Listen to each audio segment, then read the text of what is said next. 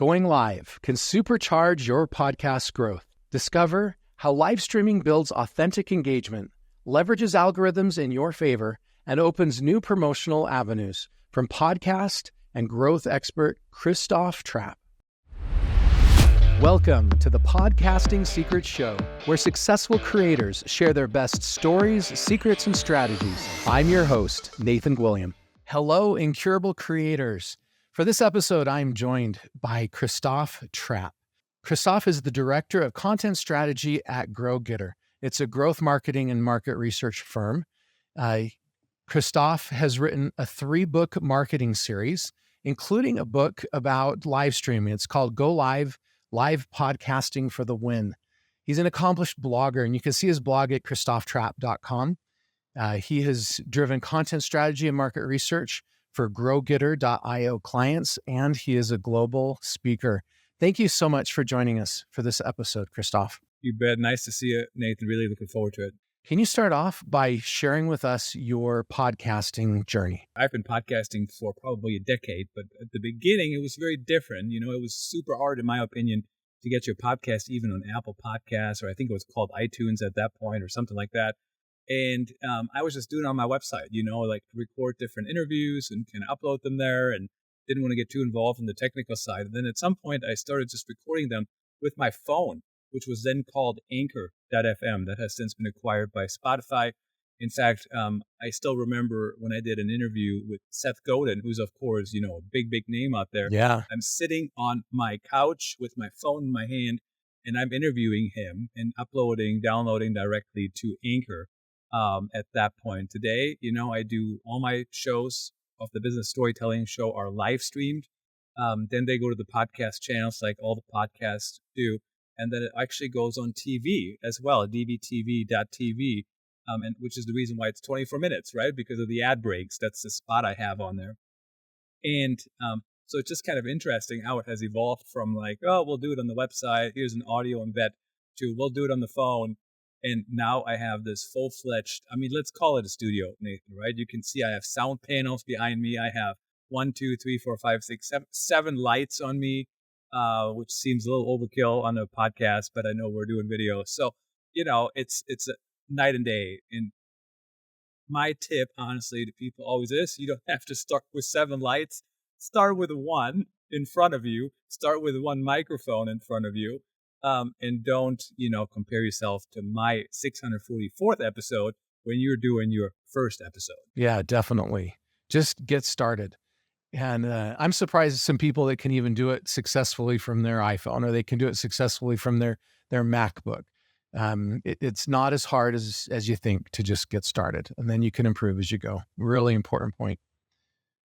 What's the hardest thing that you went through on your journey, and how'd you get through it? Well, early on, I would say a lot of the technical stuff, things used to be really, really difficult, back in the day to get on Alexa, you had to create an Alexa skill, which you still can do today, quite honestly. But from the podcaster side, today, if you upload your podcast to Amazon Music, guess what? You can say, hey, Alexa, play whatever the podcast name is, and it'll probably play it, right? Because that's where it pulls from. So the technical side has become so much easier. So I think that's always been a big challenge early on in my career. And now, since I've talked to so many different people, I think the biggest challenge today for me is I want good guests. And I always wanted good guests on my show. But the first 4 guests, they could talk about storytelling, right? Nathan, if somebody comes to me today and they said, hey, I want to do an episode to talk about business storytelling, I will say, well, what about it? Like, I know that's the name of the show, but we've had probably 100 episodes on business storytelling, so what's the different angle? So I think that becomes, the bigger your audience grows, I think the more you become, you want to make sure they come back, right? You want to make sure they enjoy it. So while back in the day on the phone might have been good enough, today I think the quality needs to be there, or at least it needs to be at least closer to pretty good. I don't want to say perfect, because what's ever perfect? Nothing. But I think that's definitely probably the biggest challenge right now for me, to make sure I get the right guests, make sure it's fun, make sure they get something unique to say. And, at the end of the day, you have to make it fun. If you're just like, I don't care how big of a thought leader you are, And if you sound monotonous, I'm not going to listen to you for 30 minutes, right? It has to be a little bit engaging, even if it's good materials. A little sizzle and steak, so to speak. Okay, so talking about fun, what is the most embarrassing thing that's happened to you in your 500 and whatever episodes? 644 is next week, I Oh, think. So 600 plus episodes. Yep. yeah. Most of the, well, I like to recover pretty quick. So I don't know what has been embarrassing, but I think one of the worst fails probably was when my live stream completely dropped out. And what I mean by that is, so I have myself and I have my guest, and I'm throwing it over to the guest, and the guest is talking. And while she's talking, my stream just completely drops out. Like I cannot get back in, nothing. Like I'm just gone. And so, but it's still running, right? It's still streaming.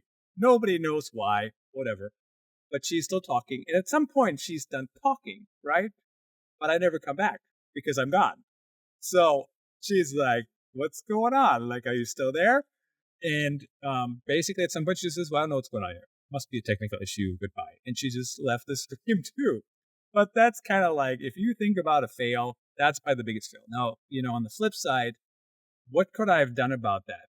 Nothing, right? There's, as Jason Falls likes to say, there's so many dominoes that have to fall when you live stream, most of them out of your control. And so you just kind of have to roll with the punches when Yeah. something happens. Out of 644 episodes, I guess I didn't do all of them live. So let's say I did 500 live. Probably something baddish happened, maybe 10 episodes, so it's not the norm. It is the minority, but when it does happen, like it certainly stands out and you remember it. Yeah, that is definitely embarrassing when we have those technology fails. I remember interviewing John Lee Dumas once on a show, and my internet connection just died on me and was so slow, and it was just so embarrassing to have someone of that caliber and have that technology.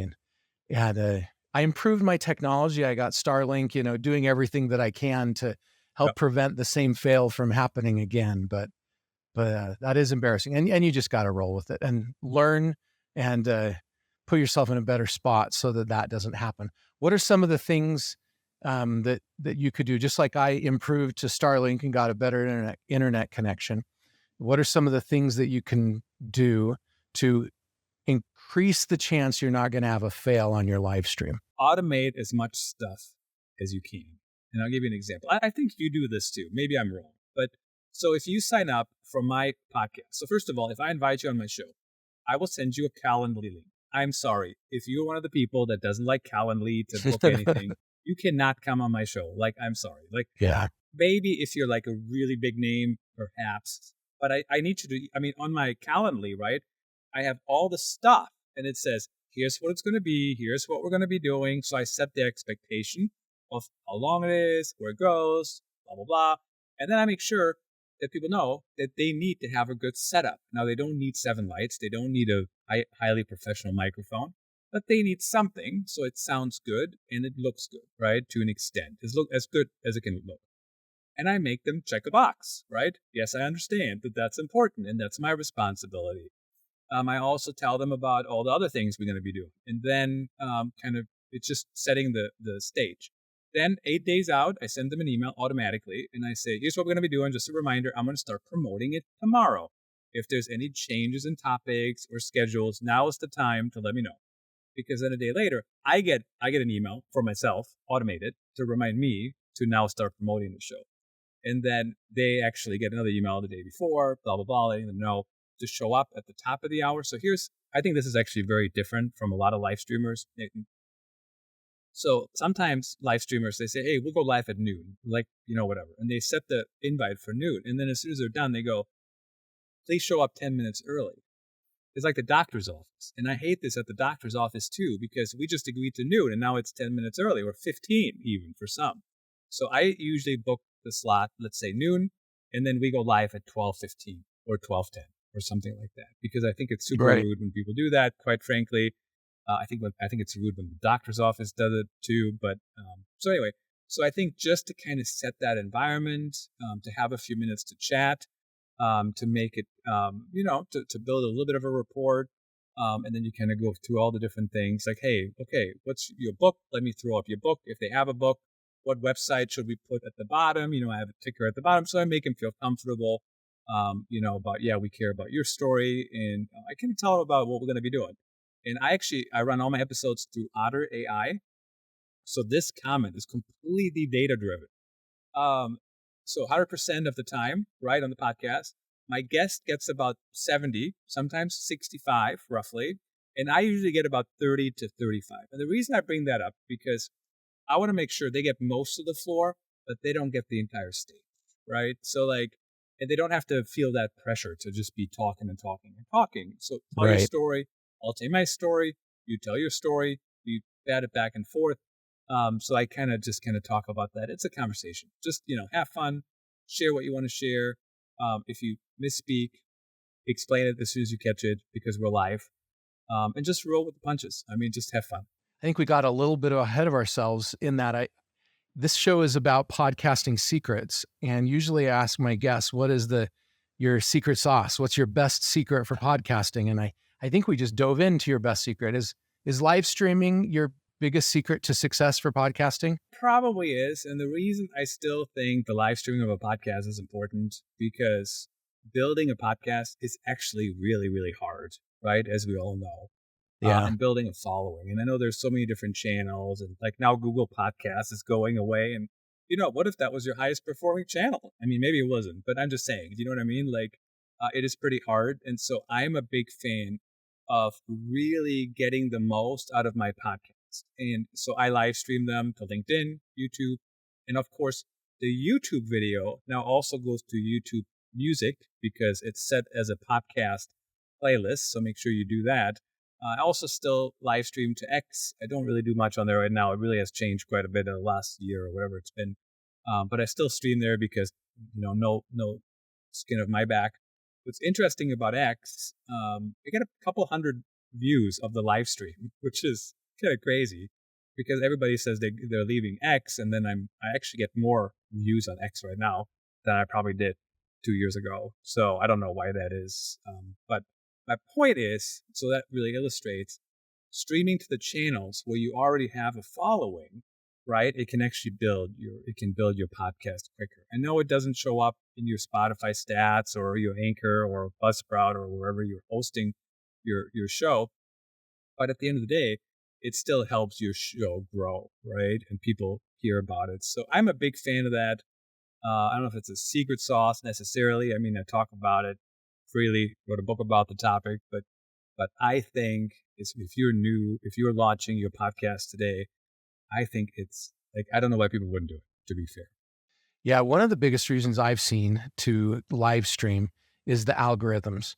The search engines and the social media channels seem to preference, whatever the new thing is that they want people to be doing. And it feels like live streaming is that today. And, I've seen people that instead of uploading an edited video, doing it live, they claim to get 5 times more traffic just because it gets preferenced more in the algorithms. Have you seen those kind of numbers, or what kind of numbers have you seen of archived, edited videos uploaded versus live videos? So the one thing I want to mention too is that so Spotify now has video too. So once you have the live stream video, why wouldn't you upload the video file to Spotify? And I bet everybody else is going to be behind that at some point, that they have video. I know Yep. Apple already does, but not everybody has access to it. And I've personally never seen a video on Apple Podcasts, to be honest. The algorithms, are you seeing a lot more Yeah. traffic from doing it live as opposed to archived? Well, I definitely see more traffic just because there is traffic, right? And that's traffic I wouldn't have gotten without going there. But how much it is really, as algorithms go, it's all over the place. Sometimes it's a few hundred, sometimes it's a few thousands. I also live stream to Amazon. So that's another thing to think about when I have an author on the show and their book is on Amazon. We put up the book on screen and we live stream to Amazon. So you have to apply to get in there. And one time, I think one of my best performing live streams was on Amazon Live, and it was like 27,000 views. My And we were goodness. just right, and we were like, it was I don't remember her name right this second, but it was like they created this game on how to create your brand and how to like walk through the process, but it was like a card game. So we literally just talked about it, and we like did the card game on air. and then people just watched it. And it was, I mean, 27,000. And just in context, even if an average episode gets a few hundred or a couple thousand, I mean, let's say that's the average. I think my best performing podcast episode, just like the highest performing one, was probably like 65,000. So even that's a lot. But if you think about 27,000, I mean, that's crazy, right? So, Yeah. so you want to multicast, and that's kind of the trick here, right? You don't just do the one channel, but you use a tool like Restream, for example, where you can multicast to all the different channels. Have you ever used dual stream where you invite your guest and if they give permission, you can go out to their channels at the same time? Yep, that's exactly how it goes. So like in Restream, you just click the different boxes and you say where you want it to go. The major channels are automatic, like LinkedIn, X, YouTube, those kind of ones. You just check the box. But now you can also do Instagram, for example, but you have to go to Instagram after you start the live stream, and then you have to turn it on. So it's a little bit of a hassle. Plus, it's a different format. It looks differently from the other channels. And like Amazon, you have to do the same thing. You have to open the creator app, and then you basically have to go in there and authorize the stream to come through. But yeah, that's the idea. So it's the same stream. I always have a countdown early on, 59 seconds. And what's interesting, when you pay attention on the different network, you see it picks it up at different times because the countdown never starts at the same time. So you want that countdown at the beginning on the live stream, and then later you can cut it out. You can trim it out after the fact. Okay, so you've shared with us some of the benefits of live streaming, right? One more way to grow your reach and your following. We've talked about algorithm preferencing, maybe. What are some of the other key benefits of live streaming for a business? One big key benefit, in my opinion, is you can really show your authenticity, right? And you can show off what you're like, and you're having a live conversation. Nothing is edited, right? Like if you say something, it's said the way you say it. That's the end of it. There's no editing. There's no touching it up or whatever. The other thing I like is people can comment. And people can ask questions. And I even enjoy when people just come on and say, awesome discussion. I throw it up on the screen and I might even acknowledge it. Now, it depends how much time we have left, right? If we only have 5 seconds left, we're not going to do it. But you can throw it up. And I think that's a big advantage. And that does help with the algorithm when people comment. But just to have that conversation going. The one thing to keep in mind, if you are engaging with commenters and you have a lot of commenters, that doesn't always play very well on the podcast channels, right? So I'll give you an example. Russ Brand, when he did a live stream a couple years ago, like he spent 15 minutes just welcoming people. Oh, I so-and-so, I so-and-so. Like that would suck on the podcast, right?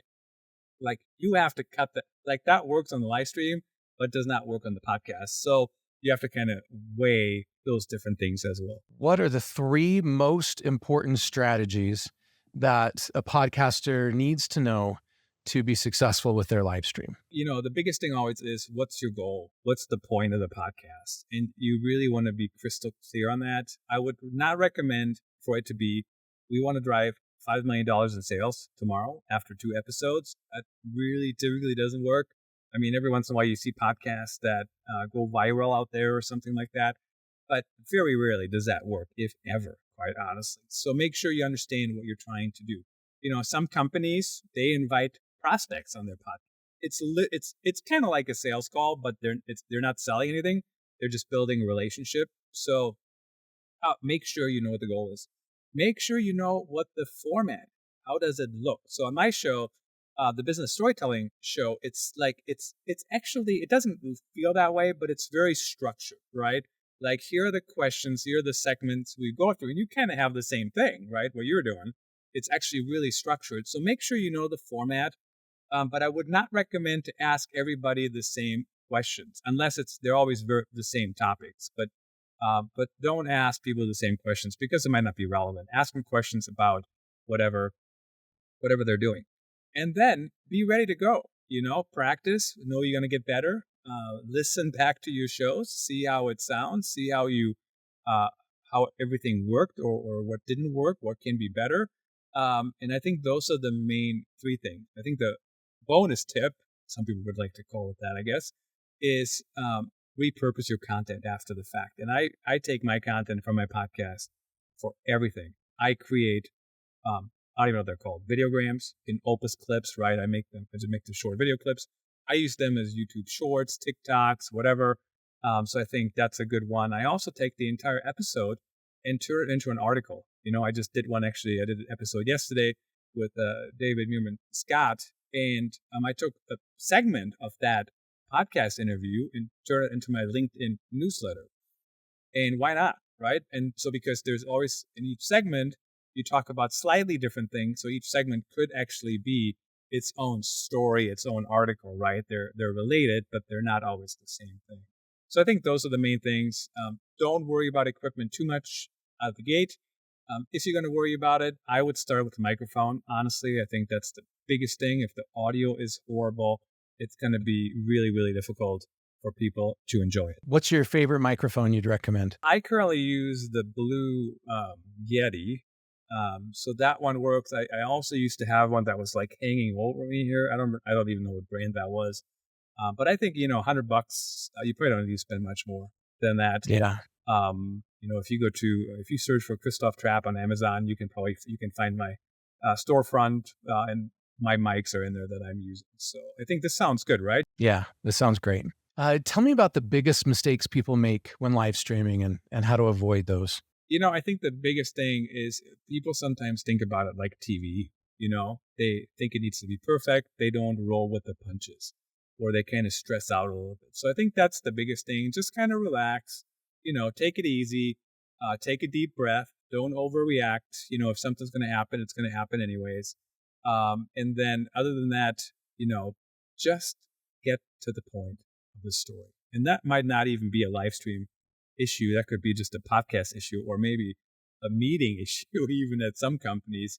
But like, if you're going to tell a story, get to the point of that story. You don't need to tell every little detail of everything that happened before and after, but make your point and then move on.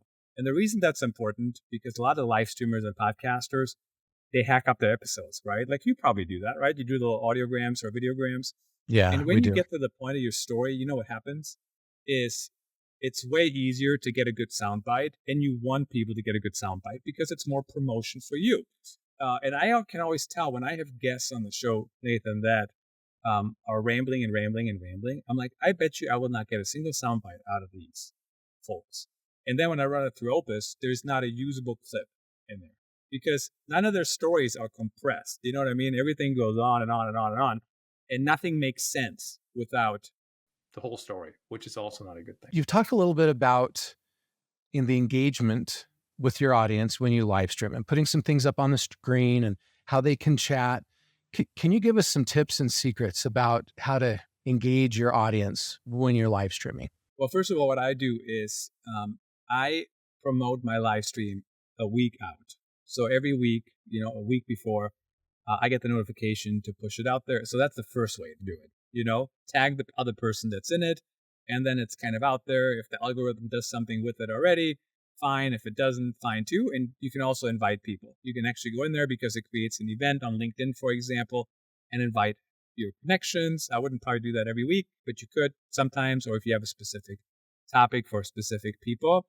The other way to engage people, I think this is only available in Restream.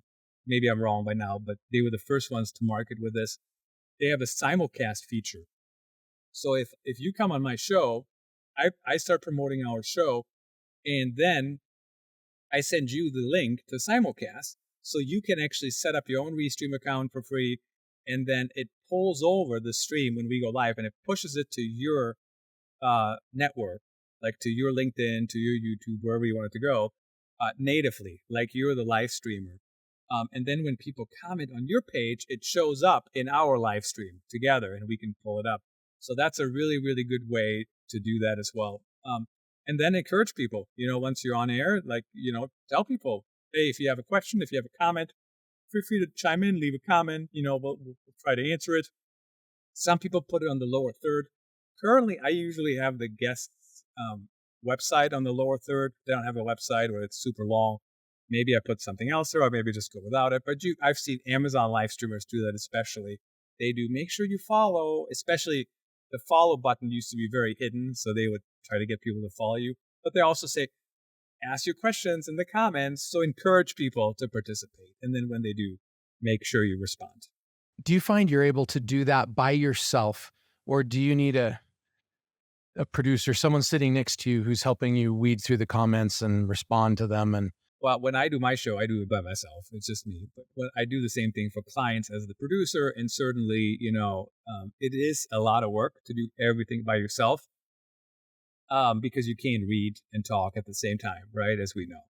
And so if you have the luxury of a producer to kind of flip back and forth, look at the comments, put up different things on the screen, I would highly recommend it. But, is it truly necessary? Can you do it by yourself? It depends. Like, I do it by myself, but I've also done it for 600 some episodes or 500 some episodes, I guess, for the live stream. And, but yeah, if you have the luxury to have somebody help you produce, I'd recommend that for sure. can you share with us a particularly memorable or impactful moment that resonated with you from your live streaming experience? Every time I learn something new, I think that's memorable to me. It's also memorable when you have people on the show that you kind of idolized or you followed for a long time. I mean, I had Jeff Boulas on the show and Seth Godin. I mentioned that. Yeah, Even he's David great. Meerman Scott, Joe Polizzi. I mean, all these people, and they're like big names in the industry. So it's always kind of neat to get them on the show and to actually talk to them. And I always liken it to some of them would have coffee with me. I know that, but there's many big names. If you were to call them and say, "Hey, you want to have virtual coffee?" They're like, no, I'm busy. But if you invite them on your podcast, right, like they might be willing to do that. And it's really just like you have coffee with them because you're just picking their brain and you're just talking with them. And so I think those things are always great. Every time I figure out some new way of doing something, I love to do that. I still think there's a future of live streaming in the metaverse. I know AI has pushed metaverse out of the headlines a little bit in the last 14 months or so, or 15 months. But there is some future there. I don't know what it is because, quite frankly, if this was in 3D or whatever, whatever, like who cares? So look at me in 3D, right? This is not action sports, but there's still something at some point. I'm looking forward to figuring it out at some point, but it's probably not going to be this year, is my guess. Okay, so talking about what's coming, uh, what do you see as the future of live streaming? Anything you're seeing on the horizon that we should be expecting? I mean, I think the advances, you never know what some of these companies come up with. When Restream rolled out the simulcasting, I'm like, this is awesome. I would have never even thought about that this is necessary, but it totally is, right? It's super helpful when your guest can actually just pick the stream and put it on their own page automatically. So what other advances are coming? I don't know. I think, for companies that are hopping into the game today, I think the biggest thing really truly is to figure out what you're going to do, what you're going to talk about, and how you're going to make it unique. You can't just talk about the same old crap, right? And you just kind of have to make it fun. But I'm sure technology will continue to evolve. I think the metaverse somehow, and now, I used to make the joke, Nathan, that we can't live stream in the metaverse because I don't like walking around without legs. And then Mitch Jackson, because the characters used to have no legs. It was just like the upper body, totally weird. And then Mitch Jackson reminded me that, well, now there are legs, so there are, but the audio is horrible, in my opinion. It is completely horrible, so you can't repurpose it, but there's something there, to make it more interactive. And, maybe it looks like people sitting next to each other at a table, right? So like when people join and they want to comment, we're all sitting around a table and you and I are talking and they're sitting there. Like, I don't know, who knows? At this point, it's a little premature, but there's something there. Christoph, if our audience has enjoyed this episode as I have, and they want to learn more about you and your products and services, what are the best ways for them to do that? Yeah, I really appreciate you inviting me on. I always enjoy chatting with you. ChristopHTrappe.com is my blog. You can check that out. My podcast is on there. In my day job, I work at GrowGetter.io, growth marketing in the market research field. So feel free to reach out there as well if you work there. And happy to work with you, and hope to see you around. Check out my blog, listen to the podcast, and always happy to hear your thoughts. Perfect. Thank you so much for joining us today and sharing so much value with our audience. You bet. Thanks for having me. Here are my key takeaways from this episode. Number 1, live streaming your podcast episodes can help grow your audience quicker since it taps into the audience on various social platforms. It also helps show your authenticity. Number 2, when live streaming, automate as much as possible, such as sending reminders to guests ahead of time to prepare them. Number 3, have a clear goal, format, and topic focus for your podcast before going live. Don't over-prepare scripted questions, though. Keep it a natural conversation. Number 4, make sure your audio sounds great. Video quality is secondary, but also very important. Number 5, repurpose segments from your live podcast into short videograms or articles to further distribute your content. Each segment can often stand alone as its own piece of content. Number 6, encourage audience interaction through real-time comments during the live show. Feature their comments on screen and verbally react to keep them engaged. And finally, number 7, there may be future potential for more interactive podcast formats leveraging virtual reality and metaverse technology, but the space is still premature for widespread adoption as of now. If you're looking for a great all-in-one podcasting platform with 35 integrated modules, you can get a free trial at podup.com. Thanks for joining us for this episode. I wish you success as you grow your podcast through live streaming.